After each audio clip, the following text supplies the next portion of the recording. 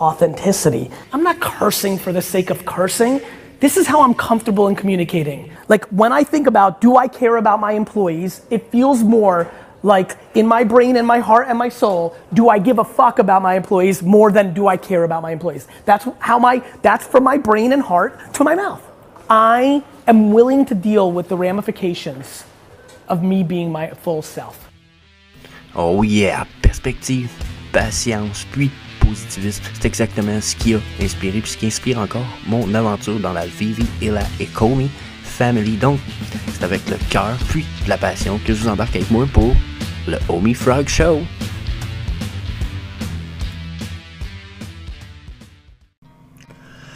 Donc, après un Vivi Frog Show aussi changé, nouveau, qui m'a un peu désarçonné, je vous avoue.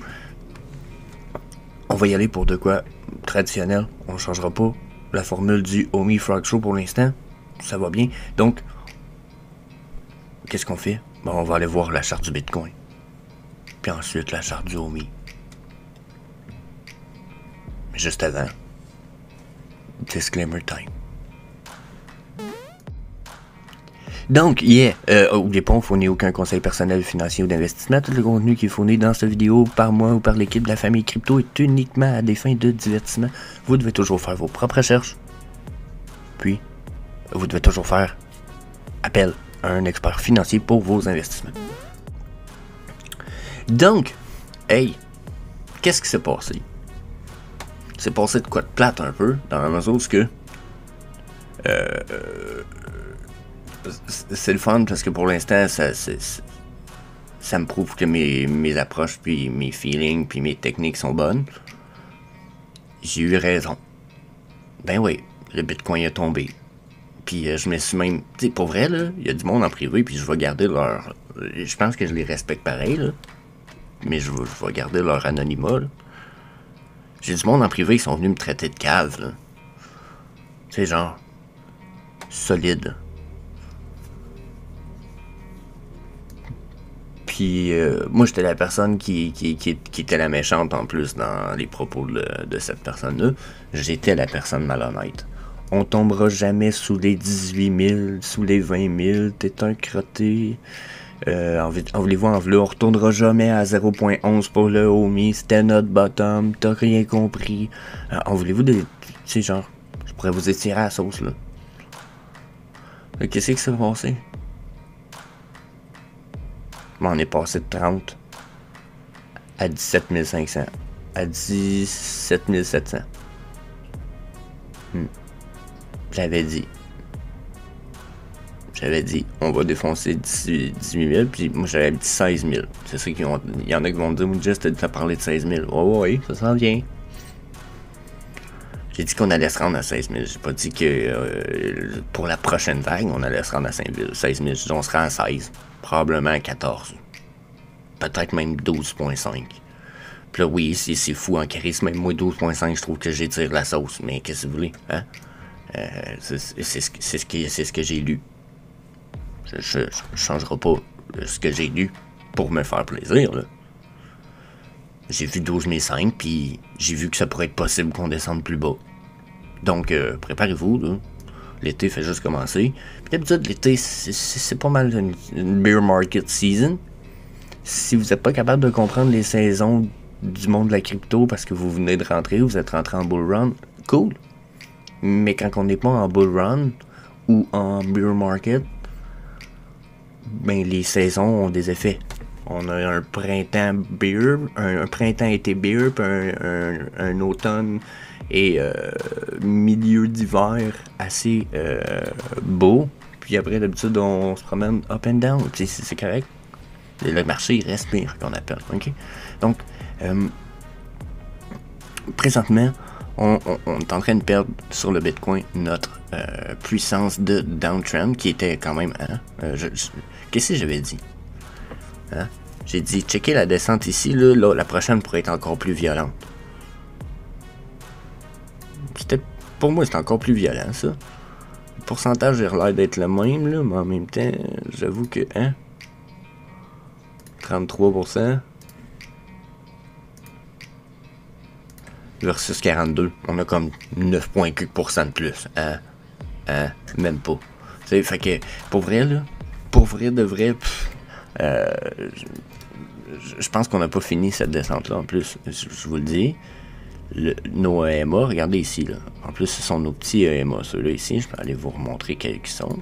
8, 13, 21, 55, 89, 233. On n'a même pas été touché au 8 encore. Puis on est sur des résistances, puis on a déjà de la misère à avoir une montée solide, là.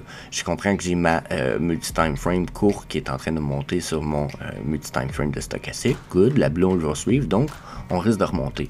Sauf que cette remontée-là, personnellement, je la vois venir à côté ici dans des résistances quand même assez puissantes, là. Hein? On sait, là, les EMA, c'est fort. Puis le 21 est quand même puissant dernièrement.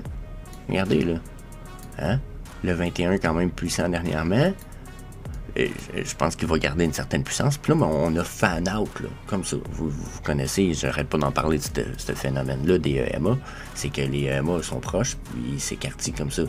Là, on a un écartement ici là, progressif. Là. Puis ça s'agrandit quasiment encore malgré le fait du croche. Là.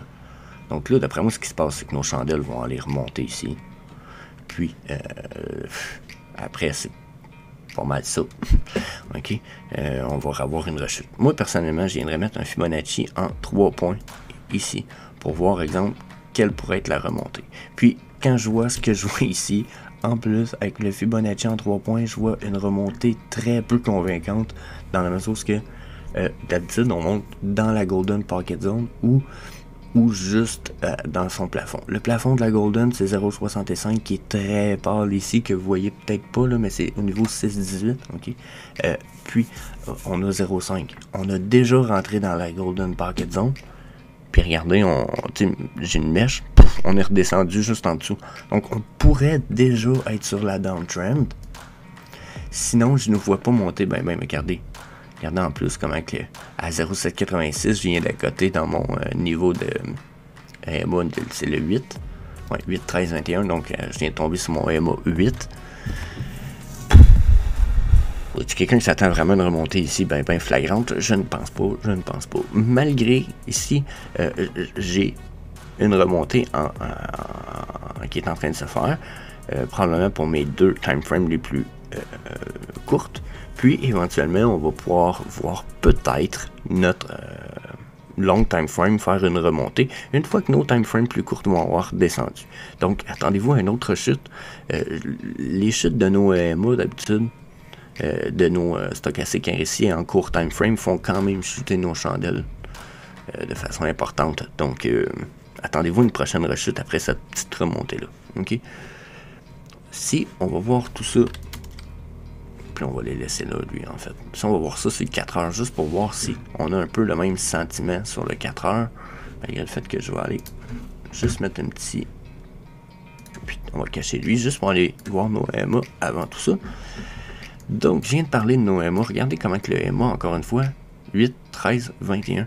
Notre 21 est quand même puissant, mais là, on semble peut-être traverser celui-ci.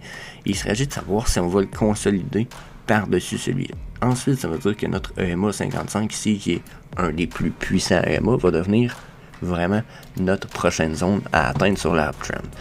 Je vois bien que sur le MACD, il est possible que ma uptrend ne soit pas terminée, malgré le fait que j'ai perdu du volume dernièrement.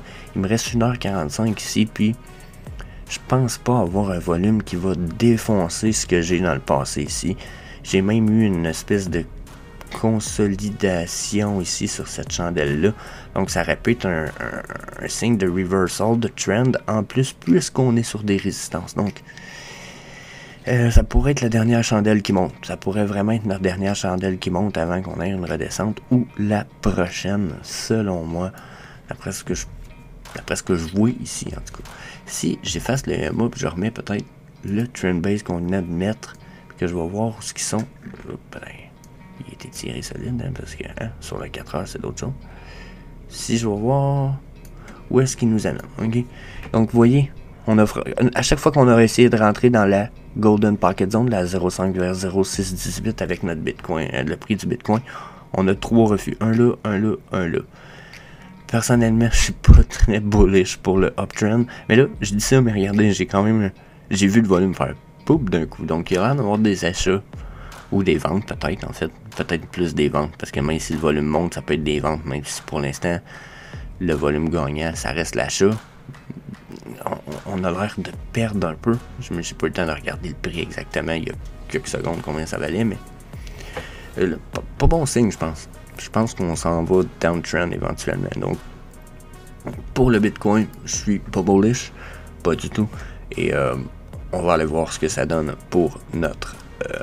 en fait, je veux survoler le Ethereum vite fait. Ethereum, la même affaire. Pareil. Lui, je veux pas le charter, mais je voulais qu'on le survole. Regardez, c'est pareil pour le Ethereum.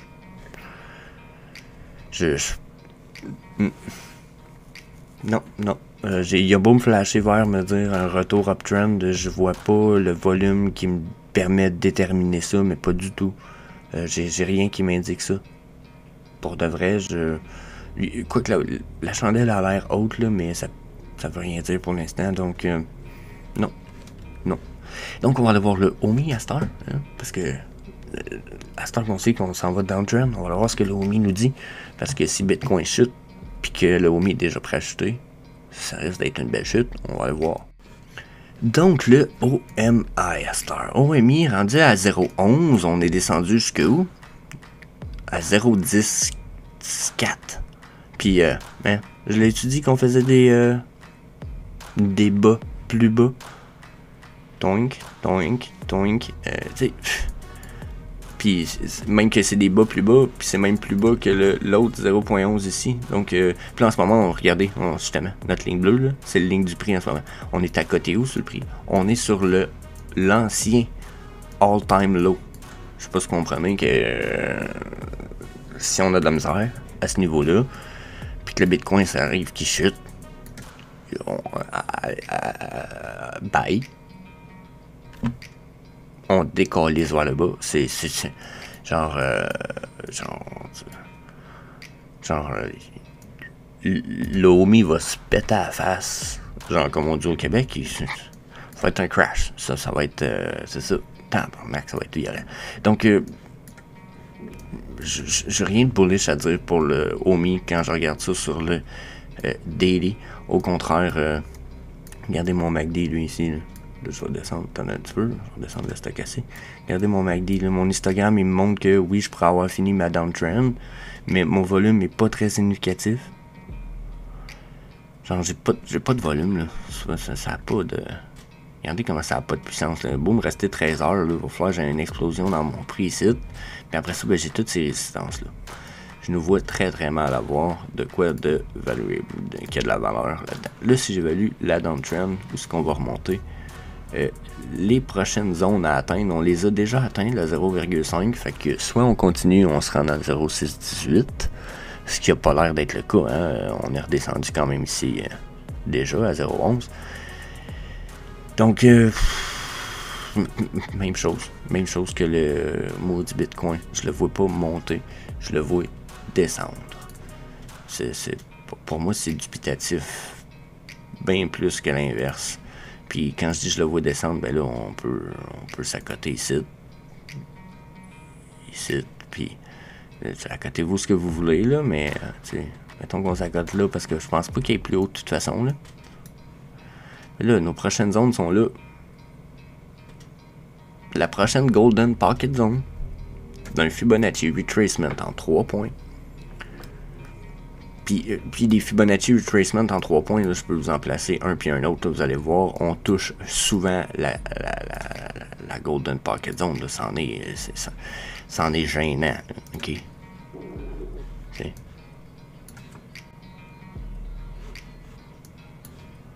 Je prends laquelle? Je prends celle-là.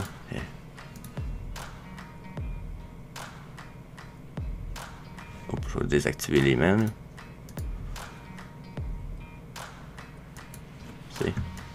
Regardez la Golden Pocket 0.5, 0.618. Une fois qu'on a touché notre bottom, on y est retourné. Puis si j'exagère pas le bottom, je peux quand même dire qu'on y est retourné.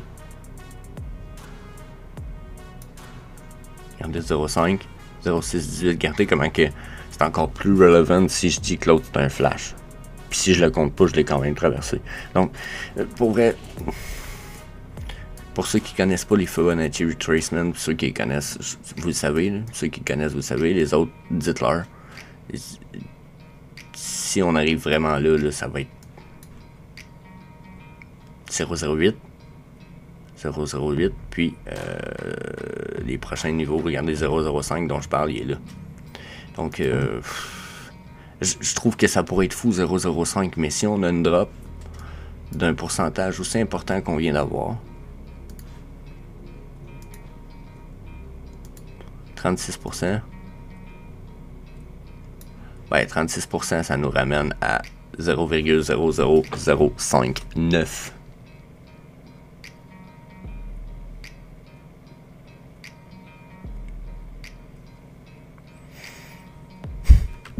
Puis tu sais, ça c'est si on a une petite drop. Puis je veux pas dire que c'est possible qu'on aille plus gros, mais en même temps, voulez-vous voir ça? Ben, en même temps, oui, mais je parle, voulez-vous voir une drop de 60% encore sur votre prix du OMI? T'sais, justement, 60%, là, on serait à 0,5, 0,0, tu sais, on commencera à descendre pas mal plus bas. Donc, puis les vagues du Bitcoin vont finir. Fait que moi, je vous dis, attendez-vous à ce que ça descende quand même bas. Ensuite, ça, c'est le daily. On va-tu voir le 4 heures? Des fois que, hein, le 4 heures me dirait « Just t'es un cave ». Donc, de toute façon, sur le 4 heures, je pense que j'ai des choses intéressantes qu'on va pouvoir voir. Donc, non, c'est pas ça que je voulais faire. Cancel, ici. Donc, le MACD, lui, pour l'instant, sur le 4 heures, il est en train de perdre sa puissance de uptrend. Hein. Sur le motherfucker, lui, il est complètement downtrend.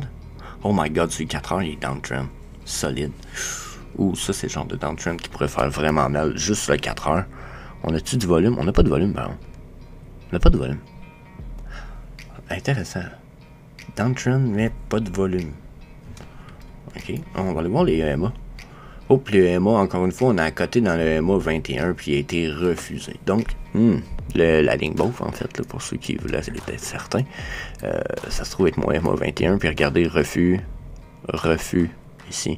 Puis là, bon, si on continue à chuter, quoi que là, c'est ça que je dis, on a l'air de pas avoir de volume ici, donc, il me reste 1h36, si je réussis pas à avoir du volume, ça se peut que j'aille un support avec mon EMA 8, donc on serait dans une zone de combat.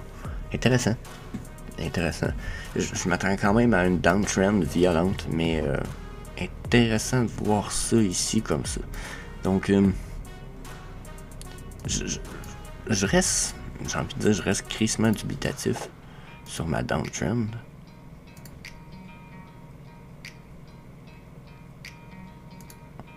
Ah, moi, c'est parce qu'on aurait touché la Golden Pocket Zone déjà. Donc là, c'est de savoir est-ce qu'on la traverse ou pas. Est-ce qu'on descend plus violemment ou pas? Comprenez-vous? Mais on a touché notre high. On a redescendu dans la zone 0,05 juste ici. Là, on venait d'y toucher avec cette chandelle-là. Est-ce que ça veut dire que la prochaine exemple chandelle pourrait être assez forte pour nous amener plus bas? Ça va être à vérifier, mais moi je vous dis, pour ceux qui ont du OMI, préparez vos wallets, préparez du USDC. Avant je disais USDT, mais là il faut faire attention, je pense à vos... Je pense, je suis pas sûr. Je sais plus c'est laquelle, mais je pense que ça vaut la peine de garder de l'argent de côté, en tout cas. Préparez-vous pour ça, parce que OMI à 0,008 ou à 0,005, ouf, que ça fait beaucoup d'argent. La journée où ça remonte même à 1 ou à 10 cents. Donc, yeah. That's it. That's all. C'était le OMI Frog Show. Épisode quoi? Épisode 21, je pense. 20, je sais plus. Donc, yeah. On se revoit demain pour le prochain épisode. So, that's it. That's all. Donc, ouais, en fait, c'est vrai. J'ouvre mon shop aujourd'hui, le Frog Shop, qui va burn des OMI avec 100% des profits faits pour la vente de Vivi et de Ecomi stuff. Donc, il va y avoir d'autres stuff que du Vivi et Ecomi, mais si vous voulez burn du OMI à 100% des profits, toutes les marchandises reliées à Vivi et Ecomi, je ne retire pas une scène de là-dessus, ben quoi que les autres merch non plus, mais je ne retire pas une scène de là-dessus. Le but de tout ça est de burn du OMI, puis de créer une communauté de believer, de holder. Comme ici, regardez, on a OMillionaire, qui sont les premium hoodies, ok, j'en ai mis des non premium qui coûtent un peu moins cher la gang, mais j'ai de la misère un petit peu, j'ai peur que la qualité soit de merde, mais sinon, pour ceux qui sont en premium, c'est 80% coton, 20% polyester, ça peut changer 85-15 selon le Heater Gray, selon les couleurs. Ok, je pense que c'est celui-là ici va avoir un peu moins de coton, mais c'est quand même supposé de très bon qualité hoodies. Donc checkez ça, on a plusieurs modèles, que ce soit ça ou d'autres choses. Le Frog Shop rouvre aujourd'hui, le lien va être dans la description du vidéo ci-bas. Donc bon, regardez, pour ceux qui sont en France, la plupart, là, 54 et 49, je vais vous faire ça un petit peu ici, checkez ça. On va écrire CAD tout euro. Donc, regardez, c'est 40 € pour le hoodies, exemple au millionnaire comme ça. Ok, puis, c'est quoi j'allais dire avec ça? Ah oui, puis il y a 15% de rabais en haut aussi. Si vous cliquez sur Reading, vous allez avoir droit à 15% de rabais en plus sur votre achat. Donc, ce qui permet généralement d'éviter comme les frais de shipping. Finalement, ça vous coûte comme pas de shipping, ce qui est quand même intéressant. Donc, that's it. Je vous invite à aller faire un petit tour là-dessus. Il y a du stock pour les demoiselles aussi. Il y a du stock pour vos jeunes enfants. Il y a du stock, il y a les stickers juste pour les chars. Déjà, moi, ça, c'est ce que je pense que je devrais le plus conseiller à tout le monde. Pas parce que je pense que... pas parce qu'on va faire plus de... ou on va burn plus de homie, mais c'est parce que je pense que c'est ce qui est le plus simple pour afficher notre support un peu partout. Puis, créer de nous-mêmes une espèce de marketing pour Vivi. Donc, ce logo-là, je l'aime beaucoup, en fait. Checkez ça, ça fait du stuff amazing. Premium T-shirt Fire Vivi. Donc, 29,99 moins 15%, ça fait quoi? C'est une pièce et demie fois 3. Ça va moins 4 pièces et demie, ça revient à 26,99 le hoodies pour vous en euros la plupart. Parce que bon, je sais que la plupart sont qui écoutent les vidéos sont européens. Ça fait 19 € pour le hoodie et le t-shirt. Donc, yeah. Allez voir ça. Je pense que ça vaut vraiment la peine. Donc, yeah. That's it. Peace.